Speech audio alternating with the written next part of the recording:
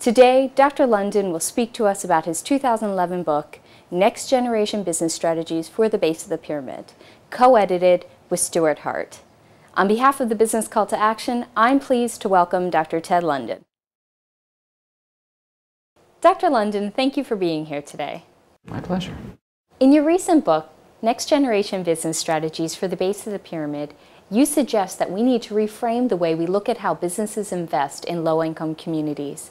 How should business approach these types of investments? I think that the original way was this idea that there's a fortune at the base of the pyramid. And that got a lot of organizations attracted to the idea that there's something there sort of waiting to be captured. And it was very motivational. It got a lot of organizations interested. But what we haven't had yet with that framing is the large-scale, high-level successes that we might really want. So when we developed this book, the idea was that maybe we need to reframe how we look at this domain. And rather than saying, is there a fortune at the base of the pyramid, I think a more productive way for companies to enter this market is, how do we create a fortune with the base of the pyramid?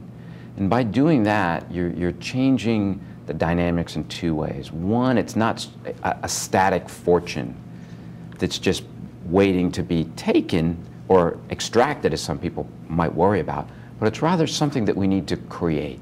So it becomes more of a partnership model, and it's about building the pie bigger.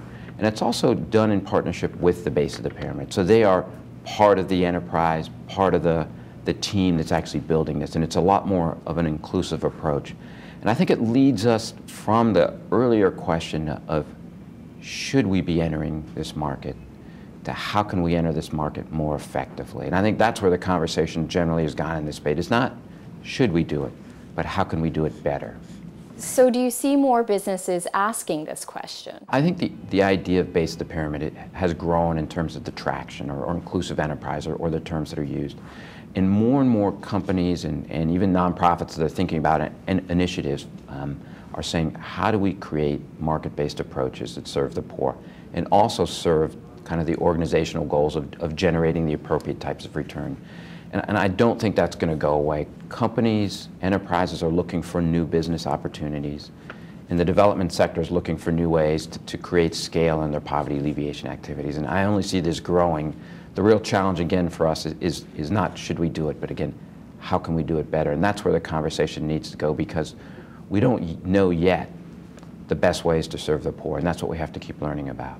What are some of the major challenges you see businesses face when trying to serve the poor in a way that creates mutual value? I think there's several. One is they don't give enough attention to the initial design. They don't really think about the metrics that they're setting up, the teams that they're building, the partnerships they're establishing. To some degree, they're a little bit ad hoc. And I think if you want to do this, you have to start with a vision of scale. You have to create a set of metrics that's really initially oriented towards learning and innovation, with a focus on generating profits with a long-term goal of achieving scale.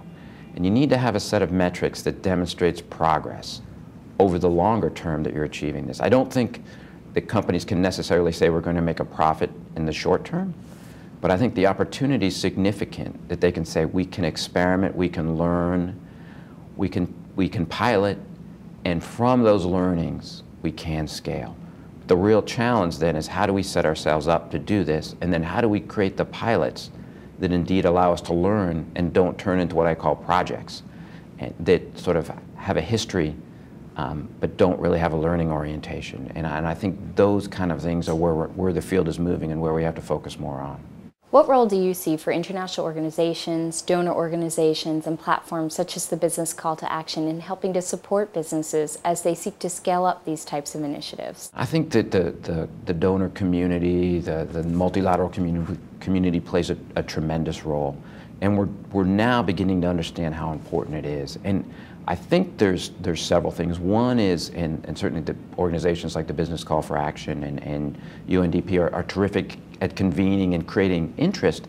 I think the next step is to really begin to become more interdependent with the organizations. And I think this requires recognizing that real success in these initiatives isn't about convening or providing resources. Real success is actually that the ventures succeed and scale. And this changes if you will, the metrics that maybe donors want to measure themselves against and the types of investments they want to make. You know, they really truly have to believe, if you want to engage the private sector, that it's okay for companies to make money off of serving the poor. We need to understand what the value creation model is for the poor, what kind of value they are getting.